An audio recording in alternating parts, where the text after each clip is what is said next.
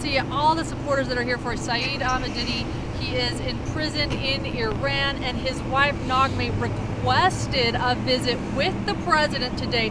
That request was granted, and before his speech, Naghmeh was able to speak with the president about her husband's situation, about her family situation. And now I actually have Naghmeh with me right now to tell us a little bit about just what happened.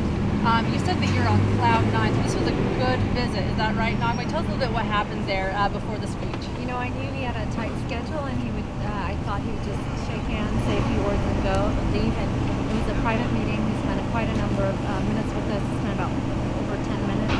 It was just the kids and I and him and two advisors, and it was very private, very personal. It's beyond my expectation. I could see the sincerity. I could feel that there was a connection made, both from him and from me. He'd heard about Saeed. He'd said that. He'd mentioned that. He talked about Saeed to the Iranian president. But to see the kids and I personally made a huge difference. And for me as well, to see the sincerity and the compassion, and him really saying that this was a top priority. He mentioned the prisoner that was released from Cuba, and he said, we're going to work on this until Saeed's home. My son asked him if he could get him home by his birthday, and he said, Jacob, when is your birthday? And Jacob said March 17. He said, it's going to be very hard. I will try, Jacob. I will try. And it was interesting. It was a good connection. It was a good meeting for me. So I am on cloud nine. That's wonderful. So again, the president said he is in touch with the Iranian government. He knows about your husband's situation, about your family's situation, and then tell me one more time. So your son, and how old will he be turning on March 17th? He'll be turning 7. Last time he saw his dad, he was 4. So it'll be the 3rd birthday without his dad. Oh my goodness. So he actually said to President Obama, will you get my dad home? For my birthday. For my birthday.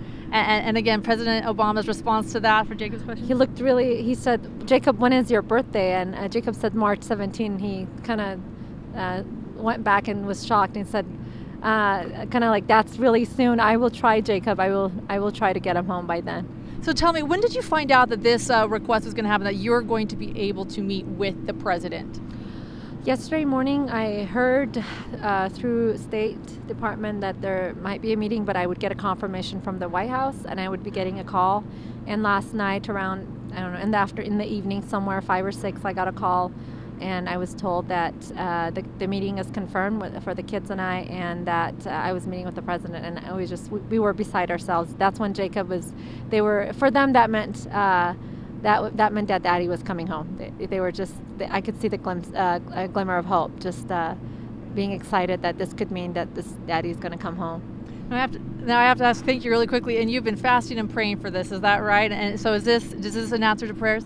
It is, and I told the president that. I told him I had not eaten food for almost 4 days, and that I prayed and prayed for a meeting with him, petitioned God, and this meeting was a result of that, and he smiled and he nodded, and it is. I have, I think, good to know that when you have nowhere else to go, there's always God, and God has the hearts of kings in his hands, and he can make things happen. And, I'm someone from Boise, Idaho. I don't have any connections, but I can pray to God, and seeing this happen was truly a miracle.